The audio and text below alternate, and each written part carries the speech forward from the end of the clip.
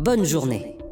Le film commence par un flashback qui raconte l'histoire de la naissance d'Hercule, où le père d'Hercule est le roi Zeus et sa mère est Alcmène, qui était une femme pauvre, et Zeus engendra Hercule avec elle, sans l'épouser. Et lorsque la reine Héra découvrit la relation secrète entre son mari Zeus et Alcmène, et qu'ils avaient eu un fils hors mariage, elle se sentit offensée, et son honneur fut blessé, et elle continua des années à se rappeler la trahison de son mari.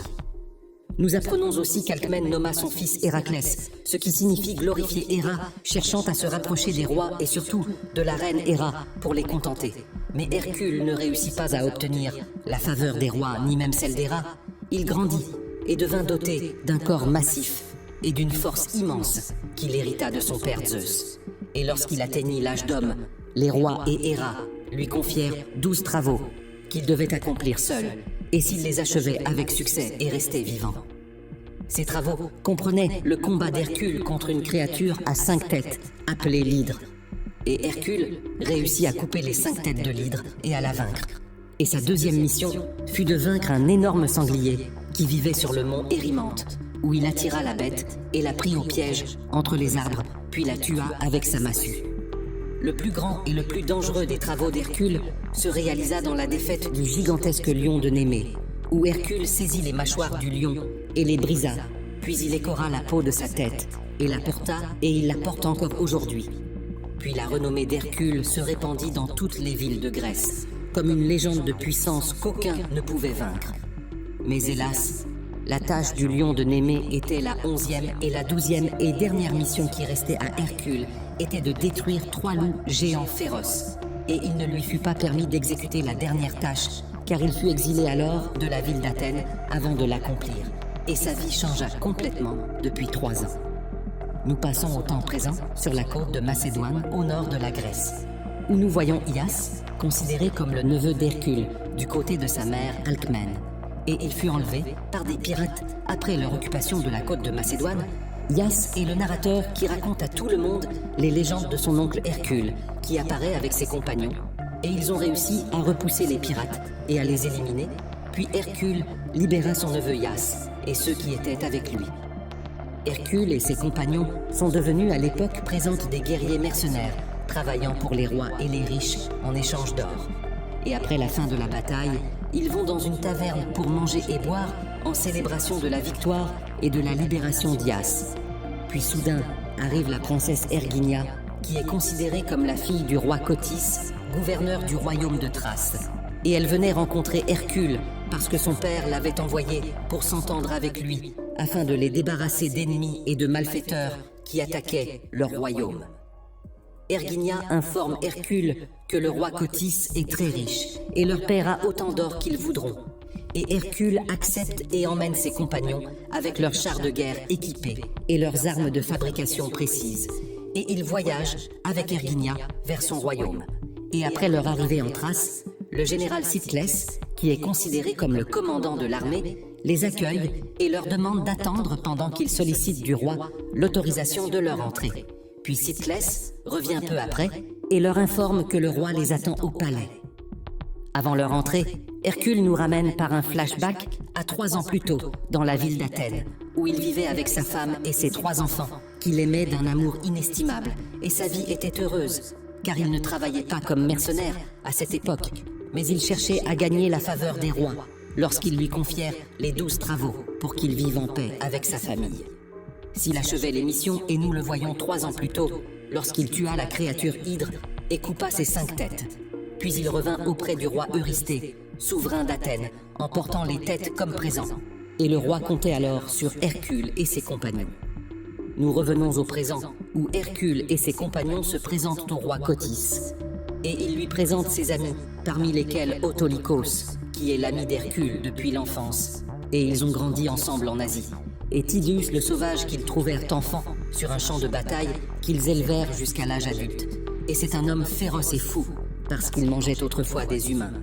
Puis Hercule leur présente la belle guerrière, Atalante le devin Amphiaraos, et son neveu Ias. Le roi les invite à dîner, et le général Cyclès commence à parler de la guerre contre Rhésus, qui a occupé de nombreuses villes, du royaume détruit les maisons des innocents, et les a tués, il ne reste plus aucune armée pour le combattre car il a anéanti la plupart des soldats du roi Cotys, et il ne reste que des paysans et des ouvriers.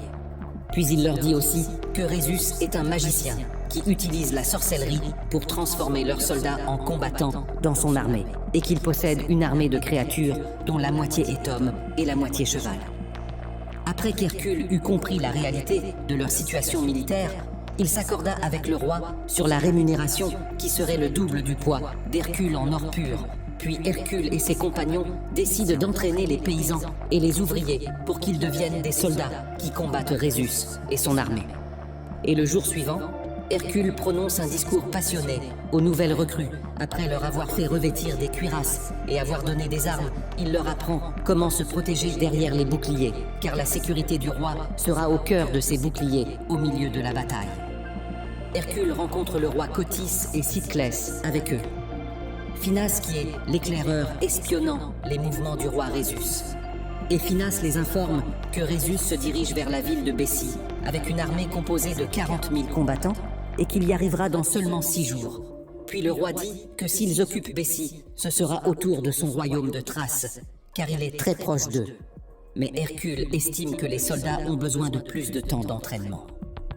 Et la nuit, Hercule se promène dans le royaume et voit un hôpital où la princesse Erginia entre pour soigner elle-même les blessés, malgré sa position, et son fils Arias l'accompagne exprimant son souhait de devenir un héros comme Hercule, et au matin, l'armée s'aligne pour partir vers la ville de Bécie. Et il semble que le plan du roi soit de se cacher là-bas jusqu'à ce que Rhésus arrive pour le surprendre. L'armée part avec Hercule et ses compagnons, et lorsqu'ils arrivent à la ville de Bécie, ils la trouvent détruite. Et tous ses habitants massacrés, ils sont surpris par des soldats encore vivants qui les attaquent. Ce sont à l'origine des soldats de Bécie, mais Rhésus les a ensorcelés pour qu'ils combattent dans ses rangs. Alors les soldats d'Hercule forment une muraille de boucliers autour du roi, et une bataille violente s'engage entre les soldats ensorcelés. Et Hercule, ses compagnons et l'armée du roi et les ensorcelés réussissent à percer les rangs de boucliers pour atteindre le roi Éias, qui se tient à ses côtés. Hercule voit le danger imminent pour le roi. Éias, il appelle ses chars avec ses compagnons. Ils montent et fondent sur les soldats ensorcelés. Puis ils tournent avec les chars autour d'eux et les tuent un par un. Et après la victoire dans la bataille, le roi Cotysis est triste malgré le succès, parce qu'il a perdu la moitié de son armée, et en plus son ennemi. Rhésus n'était même pas présent. Mais Hercule lui rappelle que les soldats sont mal entraînés, et lui propose de lui accorder quelques jours de plus pour les entraîner mieux, ce que le roi accepte. Erginia vient à la tente d'Hercule pour soigner sa blessure, et durant la conversation, elle lui apprend que son mari a été tué dans la guerre, et elle lui demande des nouvelles de sa famille et de ses enfants, mais Hercule met fin à la discussion parce qu'il n'aime pas parler de son passé douloureux, et il feint de dormir, tandis qu'Erginia se lève et sort. Hercule rêve du moment, il y a 3 ans, où il fut accusé d'avoir tué sa femme et ses enfants. Il trouva ses mains couvertes de sang. Hercule se réveille de ce cauchemar et nous ramène au temps présent. Et le lendemain, Arginia s'assoit avec les amis d'Hercule et leur demande la vérité sur le meurtre de sa famille, car tout le monde parle de cette affaire. Et Autolycos lui répond en disant qu'Hercule est celui qui a tué sa famille, parce que toutes les preuves le montrent, mais personne ne connaît la vérité complète, et Hercule ne l'a pas avoué. Atalanta complète la réponse d'Autolycos et dit à Arginia que les guerriers puissants comme Hercule sont parfois frappés d'une malédiction qui, au moment de colère, les fait perdre le contrôle d'eux-mêmes et de leur force, si bien qu'ils perdent conscience et peuvent de commettre des actes fautifs sans s'en rendre compte. Et depuis cet incident, Hercule a confié à Atalanta la mission d'être sa garde du corps, non pas pour le défendre, mais pour rester près de lui en permanence, surtout pendant les accès de colère, afin de le protéger de lui-même, et pour qu'il ne commette pas un autre crime, comme celui dont il a été accusé en tuant sa famille. Hercule et ses amis commencent à entraîner l'armée de manière intensive, et leur apprennent comment utiliser leurs compétences individuelles et collectives dans les batailles, puis nous passons à la tente d'opération du camp, où le roi se réunit avec Hercule et le commandant de son armée. Alors Phinas arrive et leur dit que le camp de Rhésus est proche d'eux, et qu'il ira l'observer de loin. Le roi accepte et Phinas part pour la mission. Hercule présente un plan au roi, qui accepte et l'armée se prépare à se déplacer. Et après leur arrivée sur le lieu de la bataille, ils trouvent la mer derrière eux et les montagnes devant eux. Et ils sont surpris par 3 cavaliers de l'armée de Rhésus qui s'approchent. L'un d'eux est Rhésus. Et quand l'autre révèle son visage, il apparaît que c'est Phineas, le traître qui travaille pour Rhésus, et il avait donné au roi un mauvais timing lors de la précédente bataille, ce qui les a fait tomber dans le piège et perdre beaucoup de soldats. Rhésus propose au roi Cotys de se retirer et de se rendre car son armée les dépasse 3 fois, et il possède avec lui une armée de centaures puissants. Mais le roi Cotys et Hercule refusent son offre et lui promettent de le détruire. Lui et son armée, puis Rhésus, ordonnent à son armée d'avancer pour tuer l'armée de Cotys. Et en même temps, Hercule ordonne à ses soldats de former les boucliers autour du roi Cotys pour le protéger, tandis que les cavaliers de Rhésus les attaquent. Mais les compagnons d'Hercule sortent de la forêt avec leurs chars et abattent les cavaliers un par un. Après une grande bataille, l'armée du roi est victorieuse et ils capturent Rhésus et ses commandants et reviennent avec eux au royaume où le peuple reçoit le roi comme un héros de guerre en scandant son nom et les prisonniers sont jetés en prison. Et pendant qu'on les fait entrer en prison, Rhésus dit à Hercule qu'il combattait du mauvais côté parce que Cotys est un roi mauvais et qu'eux sont du côté de la justice, mais Cyclès l'emmène en prison avant qu'il ne termine ses paroles. Hercule commence à douter de l'affaire et partage ses soupçons avec ses amis. Et la nuit, le roi Cotys organise une fête en présence des chefs de l'armée d'Hercule et de ses amis.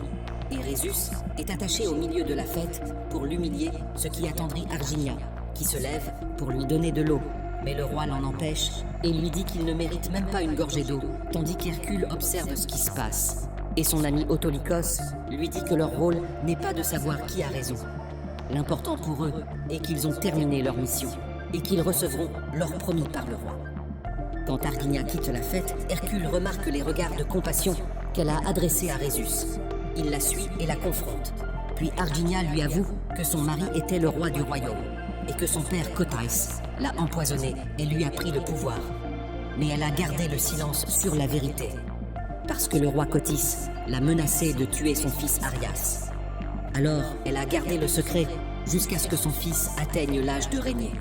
Cotys, qui convoque Hercule et lui avoue toute la vérité et lui ordonne de prendre l'or et de partir, car il n'a plus besoin de ses services. Hercule et ses amis prennent l'or et se préparent à partir. Mais Hercule décide de revenir pour sauver Arginia et son fils et corriger son erreur et forcer Cotys à quitter le pouvoir. Autolycos refuse de revenir et choisit l'or. Alors chacun lui donne sa part d'or. Puis Hercule et ses amis s'infiltrent à nouveau dans le palais et tuent les gardes. Mais Cyclès les encercle et menace de tuer le neveu d'Hercule s'ils ne déposent pas leurs armes. Ils sont donc contraints de le faire.